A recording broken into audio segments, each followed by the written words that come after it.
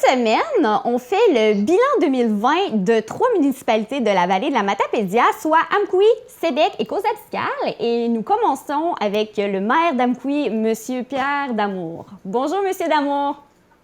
Bonjour, Madame Zoé, et bonne année à tout le monde. Oui, bonne année 2021. On espère qu'elle sera meilleure que celle de 2020.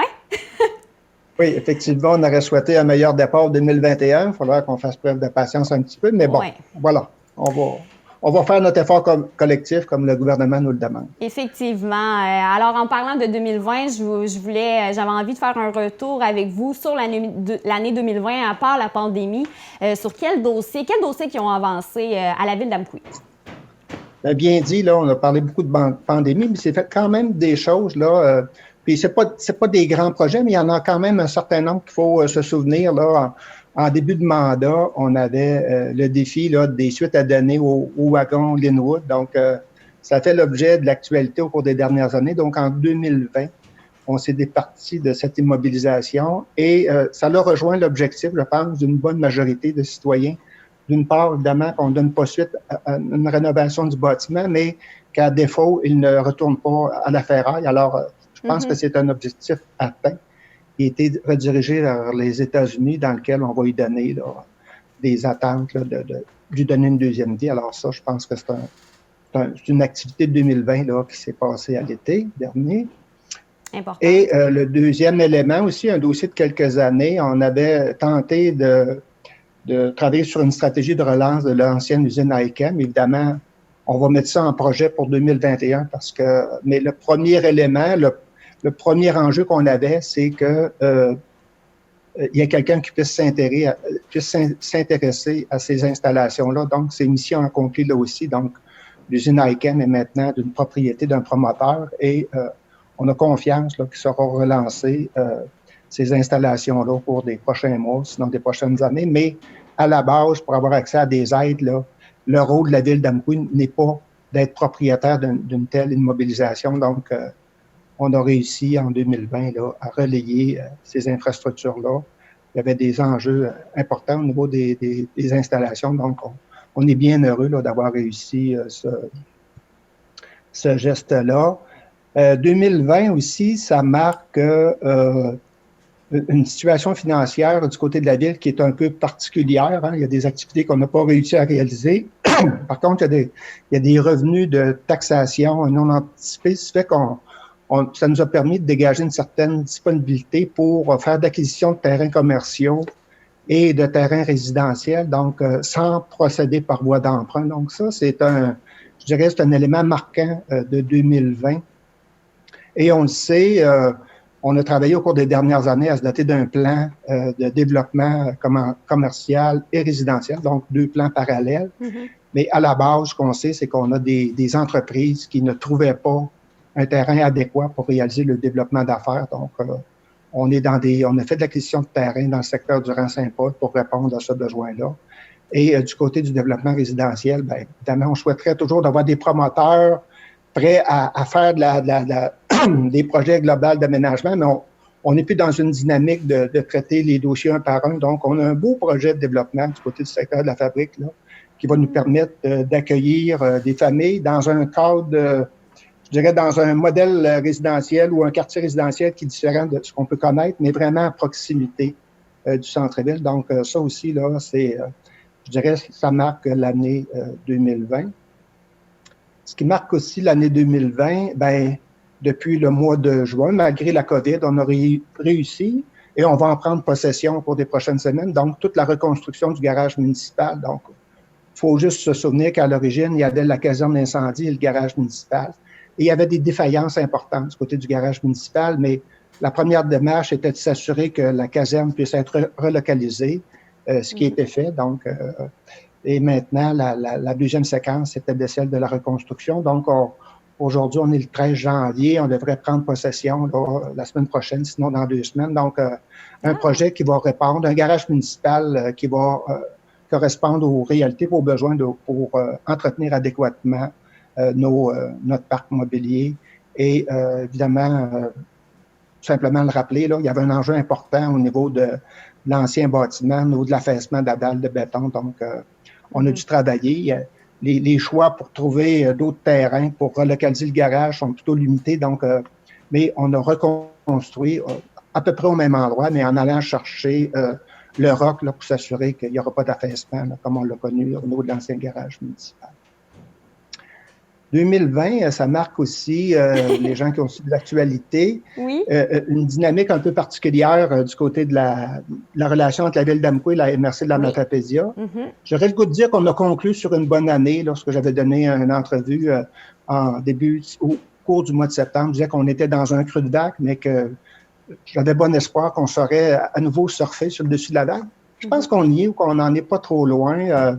Il y a eu un effort important d'un groupe de travail, donc sous la gouverne d'un consultant qui est venu nous aider à faire de la réflexion.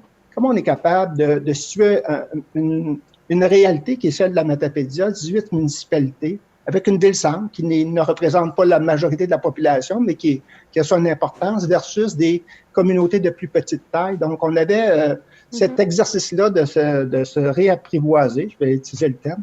Je pense qu'on a réussi quelque chose de bien. On a fait un bel exercice au niveau de la gouvernance et c'est porteur d'avenir, je pense, pour les autres dossiers sur lesquels on a des divergences de point de vue, mais je retiendrai, là, on a conclu l'année, puis je pense que c'est partagé par mes collègues du côté de la MRC et également du côté de la préfecture.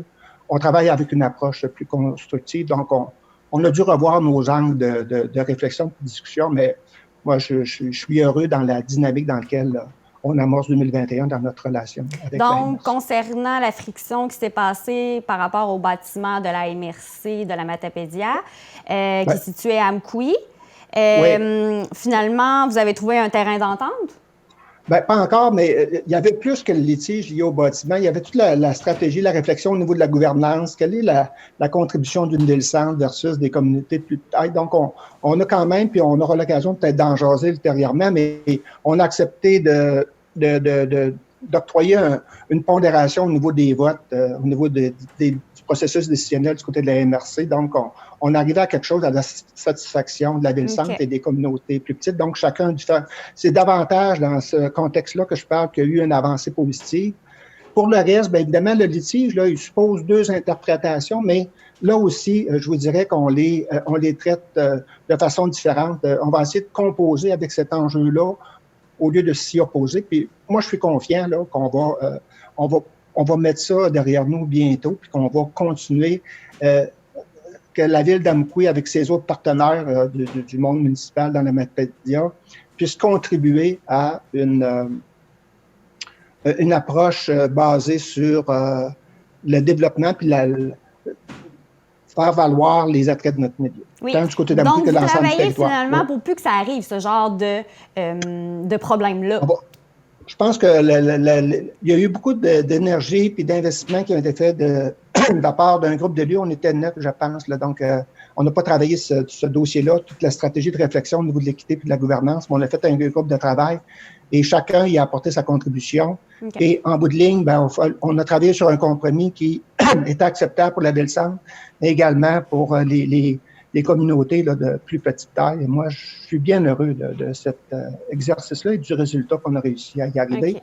Et on n'est pas sur une base majoritaire, mais on arrivait à une position unanime, ce qui aurait pu en faire douter plus d'un. Voilà. OK. Puis on parlait, juste pour finaliser ce dossier-là, on parlait un moment donné, chacun faisait affaire avec une firme d'avocats et ça allait en cours. Là, ça, c'est annulé.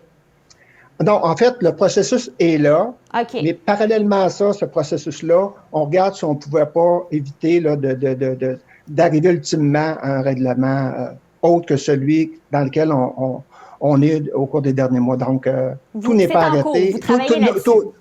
Je travaillerai davantage dans une démarche suspendue plutôt que de dire là, que ça ne tient plus, mais okay. On se donne une chance de traiter du dossier différemment avec une approche où chacun pourra y trouver son compte. Okay. Alors, il y aura nécessairement une stratégie de concession à faire de part et d'autre, mais on prend cette voie-là, on tente cette voie-là. OK, parfait. Donc, on va en savoir un peu plus durant les semaines qui vont suivre. Évidemment, il n'y a rien de conclu, mais on a accepté de part et d'autre de travailler sur une démarche parce qu'on se disait, bien, comme on n'est pas capable de s'en jaser, on va prendre la voie du juridique, alors que là, même si ça est enclenché, on se donne une autre voie parallèle pour le travailler différemment. Puis, ça, je pense que ça fait partie... finalement, et discuter. Oui, c'est exactement. C'est On là veut que je parle, là, vulgariser. qu'on a une approche plus constructive qu'on pouvait avoir là, OK. auparavant. Donc, Parfait. c'est intéressant à ce compte-là. Vraiment. Sinon, est-ce qu'on avait fini le bilan 2020? Ça ressemble pas mal à ça, ma chère dame. Parfait. Est-ce qu'il y a des dossiers qu'on n'a pas parlé qui s'en viennent là, pour 2021? Bien oui. Écoutez, 2021, on pourrait se redonner autant de temps que pour 2020, Ouais, mais c'est ça. simplement lancer, puis Rapidement. c'est un élément qui est annoncé, mais si je regarde pour 2021, ce que ça veut dire, ça a été annoncé en 2020, on espère que ça va se réaliser en 2021.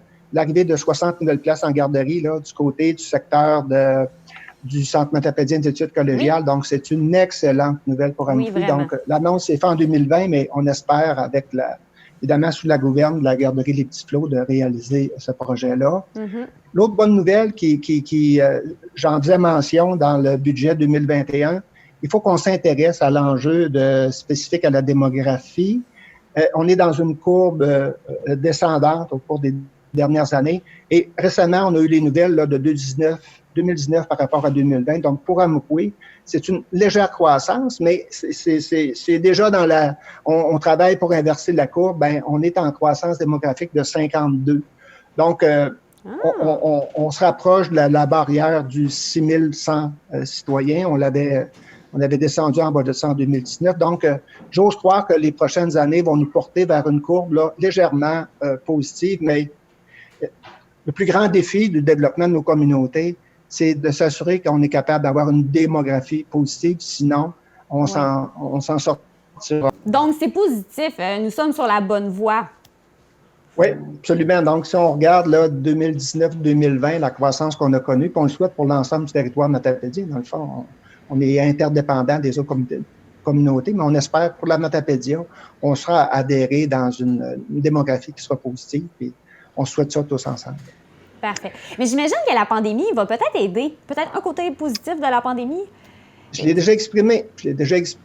On a le défi d'accueillir, puis le télétravail, ça fonctionne. Donc, le gouvernement en place actuellement va annoncer la décentralisation de 5 000 emplois.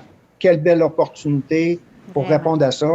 On est prêt à accueillir ces jeunes familles-là et il ne faut pas que la décentralisation, ça se limite aux capitales régionales. Il faut que ça descende dans chacun des territoires du Québec. Et, donc, voilà, il faut être optimiste, puis il faut travailler dans un contexte où on sera en mesure de relever le défi de la démographie. Et si on réussit ça, on va réussir nos autres enjeux de développement. Moi, j'en suis convaincu. Exactement.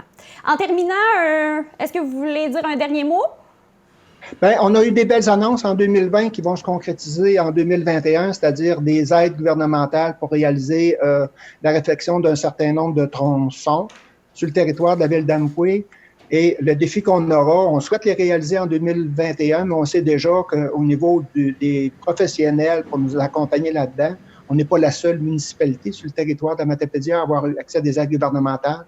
Je pense qu'au-delà de l'argent qui nous est octroyé, on aura le défi de trouver les professionnels et les entrepreneurs pour réaliser l'ensemble des travaux sur le territoire matapédien. Donc, on va devoir, j'ose espérer qu'on va être en mesure de réaliser tous les travaux pour Amkoui, mais on sait déjà que ça sera un enjeu important là, pour les professionnels qui nous accompagnent dans ces projets.